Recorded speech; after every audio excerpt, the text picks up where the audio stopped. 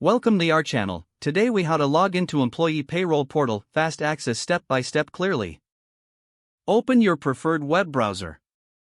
In the address bar, type in the URL for your employee payroll portal. Press the enter key to navigate to the site.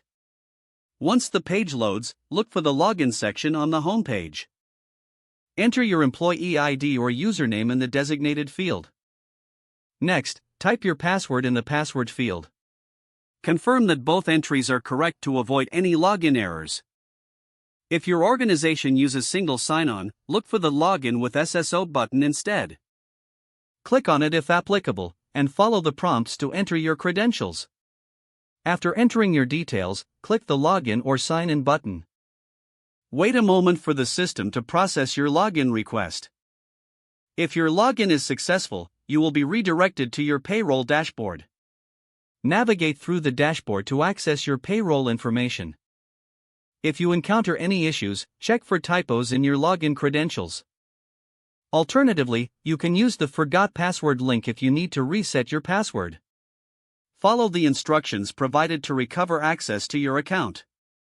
For ongoing support, consider reaching out to your HR department if problems persist. Once logged in, ensure to log out securely when you're finished. If the page does not load, refresh the browser or try again in a private or incognito window. Make sure you are using the correct email address, then retype it carefully to avoid small typos. If your password is not accepted, use the reset option and create a new strong password you can remember. Check your spam folder for verification or security emails, then complete any requested confirmation steps. Enable two-factor authentication if available to improve account security and reduce unauthorized access risk. After signing in, review your profile details so your contact information and settings are accurate and current. If you see an error message, note it down and try again after restarting your device and internet connection. Log out when you finish, especially on shared devices, to keep your account and payment information secure. If the page does not load, refresh the browser or try again in a private or incognito window.